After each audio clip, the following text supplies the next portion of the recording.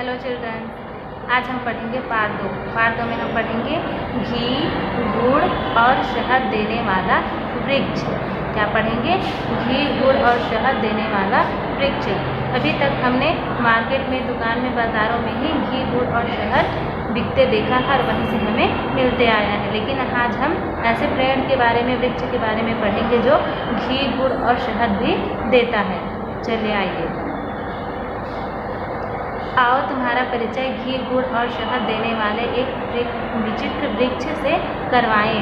उत्तराखंड के पहाड़ी इलाकों में एक ऐसा वृक्ष पाया जाता है जो घी, गुड़ तथा शहद देता है। इसके अलावा यह वृक्ष फल, औषधि, जानवरों के लिए चारा, ईंधन और कीड़ों व चूहों को मारने के लिए कीटनाशक भी उपलब्ध कराता है। हम आपको ऐसे एक विचित्र वृक्ष से परिचय कराते हैं जो उत्तराखंड के पहाड़ी इलाकों में पाया जाता है, जो घी, गुड़ और शहद देता है। इसके अलावा यह फल, औषधि और जानवरों के लिए कीटनाशक भी उपलब्ध कराता है। इसमें जो है वो फल, फूल और औषधि, जानवरों के लिए चारागाह और ईंधन के कीड़ों व चूहों को मारने के लिए भी कीटनाशक उपलब्ध कराता है। ये जो सब चीज़ें वो कहाँ से मिलता है? इसी पेड़ से मिलता है। इस पेड़ के बीजों से घी की तरह का इतना तैलीय पदार्थ निकलता है कि एक अंग्रेज ने इसका नाम घी वाला वृक्ष इंडियन वाटर टी रख दिया। स्थानीय लोग इसे चिवड़ा कहते हैं। इसमें से इतना तेली और घी वाला पदार्थ मिलता है कि इसने जो अंग्रेज था, एक अंग्रेज जो है वो क्या नाम दे दिया इसको? घी वाला वृक्ष, इंडियन बटर ट्री। क्या नाम दिया इसको? इंडियन बटर ट्री रख दिया। यह अमूल्य वृक्ष गुहाओं एवं पिथौरागढ़ जनपद तथा भारत, नेपाल की सीमा पर काली नदी के किनारे 3000 फीट की ऊंचाई तक पाया जाता है। अब वहाँ उससे ज्यादा तादाद में उगाने का प्रयास किया जा रहा है। यह वृक्ष वहाँ की जलवायु में ही पनपता है। ये अमूल्य वृक्ष जो कुमाऊं पिथौरागढ़ के जनपद भारत, नेपाल की सीमा पर काली नदी के किनारे 30,000 फीट की ऊंचाई तक पाया जाता है। अब वहाँ से ज्यादातर उगाने वाला प्रयास किया जाता है। वहाँ इस पेड़ को ज्यादातर उगाने का प्रयास किया जाता है। यह वृक्ष भी जलवायु में ही पनपता है। जलवायु में क्या होता है? वो पनपता है। तथा वहाँ के लोगों के लिए यह सर्व वृक्ष के समान है। उन इलाकों में लोगों के लिए घी का यही एकमात्र साधन है। जिसके पास फल देने वाले 3-4 चिवड़ा वृक्ष होते हैं। इसे साल भर बाजार में वनस्पति घी खरीदने की जरूरत नहीं पड़ती। उन वृक्षों से वह गुड़ और शुद्ध शहद भी प्राप्त करता है। इसको मार्केट में ले जा करके क्या किया जाता है? बेचा जाता है। उन वृक्षों से वह गुड़ और शहद भी प्राप्त करता है। यह वृक्ष छायादार और फैला हुआ होता है। इसके फलने फूलने का समय अक्टूबर से जनवरी तक होता है। जुलाई अगस्त में इसके फल पक जाते हैं। पके हुए फल पीले रंग के हुए खाने में काफ़ी स्वादिष्ट होते हैं। यह वृक्ष जो है वो छायादार होता है। तो इसके फलने फूलने का समय जो है वो अक्टूबर जनवरी तक होता है। जुलाई और अगस्त में इसके फल जो है वो पक जाते हैं। पके हुए पीले रंग के फल को खाने में बहुत ही काफ़ी स्वादिष्ट, मीठे तथा सुगंधित होते हैं। इसके जो फल है वो स्वादिष्ट तो होते ही हैं, साथ में ही वो सुगंधित भी होते हैं। वातावरण में फैली इस फल मीठी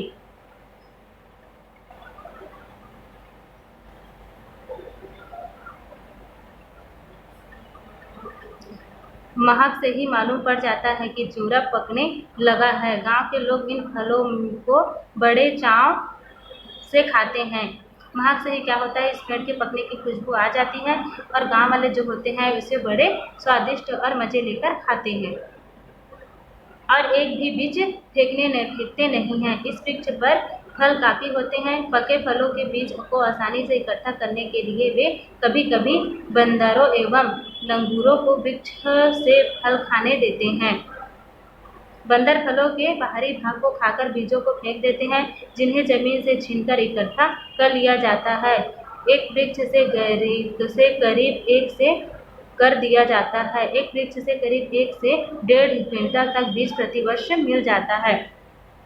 ये जो एक पेड़ से कितना मिलता है, 1 से 1.5 क्विंटल जो बीज है वो मिल जाता है साल भर में। ये बीज स्थानीय लोगों के लिए काफ़ी उपयोगी होते हैं। इन बीजों के छिलके निकालकर अंदर के भाग को धूल में या हल्की आंच पर सुखाकर पीस लिया जाता है और पानी में उबाल लिया जाता है। कुछ देर उबालने के बाद उबाल लिया जाता है। कुछ देर उबालने के बाद इसे ठंडा होने के लिए रख देते हैं। ठंडा होने पर घी मक्खन की तरह का खाद्य पदार्थ पानी की सतह पर तैरने लगता है। इसे कपड़े से छानकर अलग कर लिया जाता है। चिवड़ा घी देखने में वनस्पति घी की तरह सफेद दिखता है तथा साधारण ताप पर ठोस होता है। स्थानीय लोग इसी घी में पूरी, हलवा एवं अन्य पकवान बनाते हैं जो अत्यंत स्वादिष्ट और हानि रहित होते हैं। यह घी गाय भैंस के घी से काफ़ी मिलता जुलता है। घी जो है वो काफ़ी मिलता जुलता है। मिट्टी के तेल के अभाव में यह घी जलाने के काम भी आता है। यह जो तेल है वो, घी जो है वो खाने पीने का तो अलग है, लेकिन इसको हम जला भी सकते हैं। यह बिल्कुल मोमबत्ती की तरह धुआं रहित वो जलता है। ये बहुत धुआं रहित होता है। इसमें घर में जलाने से कालापन नहीं पड़ता। यही नहीं, जाड़ों में जब हाथ पैर तथा रोज ठंड फटने लगते हैं या गठियात हो जाता है, तब स्थानीय लोगों के लिए चिवड़ा घी एक अचूक दवा का काम करता है।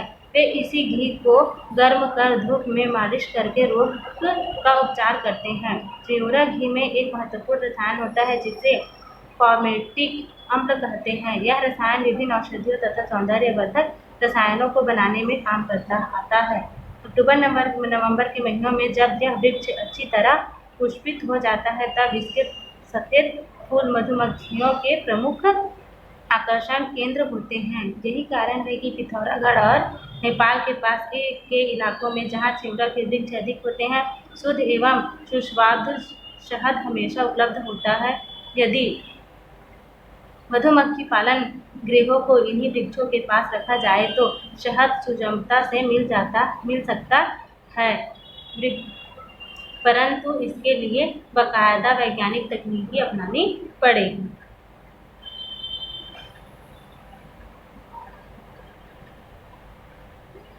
जब ये चिवड़ा वृक्ष पुष्पित होते हैं, तब स्थानीय लोग इन पर चढ़कर बड़ी सावधानी से डाली को हिलाकर फूलों का रस बर्तन में इकट्ठा कर लेते हैं और इन्हें छान व उबालकर गुड़ प्राप्त कर लेते हैं। यह गुड़ देखने खाने में बिल्कुल गन्ने के रस से बने गुड़ जैसा ही होता है। लोग इसे औषधि के रूप में भी प्रयोग में लाते हैं। फूलों के रस से बना यह अनोखा गुड़ नेपाल एवं पिथौरागढ़ के उन्हीं इलाकों में मिल सकता है जहाँ चिवड़ा के वृक्ष होते हैं, क्योंकि इसका जितना उत्पादक होता है वह सब स्थानीय स्तर पर ही खप जाता है। जहाँ तुम चाहो तो वहाँ जाकर इस अनोखे वृक्ष से घी, गुड़ और शहद का लुत्फ उठा सकते हो। वैज्ञानिकों को इस वृक्ष की ऐसी पौध तैयार करनी चाहिए जिससे यह अन्य देशों में भी पर्याप्त मात्रा में उगाया जा सके और इसका बड़े पैमाने पर भरपूर लाभ प्राप्त कर सके। तो आज हमने इस पाठ में क्या सीखा? हमने एक ऐसे वृक्ष के बारे में पता किया जो घी, गुड़, शहद देता है। अभी तक हमने सिर्फ क्या सुना था? मधुमक्खियों से और जानवरों से भी घी, गुड़, शहद जो है वो प्राप्त होता था, लेकिन अब ऐसे वृक्ष के बारे में हम जान गए हैं जो घी, गुड़ और शहद जो है वो पेड़ से मिलता है ना। उसके बाद है फिर ये शब्दार्थ। परिचय यानी क्या होता है? जानकारी या पहचान। इलाकों मतलब क्षेत्रों। उपलब्ध यानी प्राप्त करना। तदात यानी संख्या या मात्रा। स्वादिष्ट यानी अच्छा। वातावरण, आसपास की स्थिति। बाकायदा यानी नियम के अनुसार। अनोखा यानी विचित्र।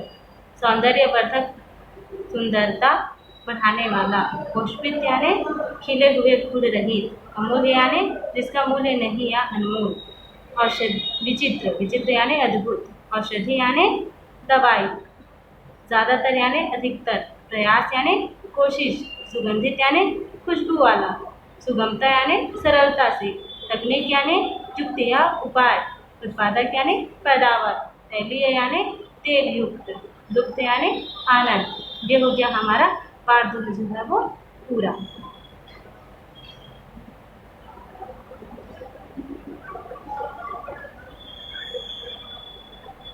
इसमें जो प्रश्न है वो यदि आप लोगों से बन सकता है तो एक क्वेश्चन आप बना करके दिखा भी सकते हैं। इसमें से 2 प्रश्न जो है वो मैं आप लोगों को बता दूंगी कि कविता में से कैसे बनाना है। फिर इसमें से एक क्वेश्चन जो है वो आप कविता में से ढूंढ करके बना करके दिखाइए। इसमें से सिर्फ आपको 3 ही क्वेश्चन बना के दिखाना है। क्या करना है? 3 प्रश्न बना के दिखाना है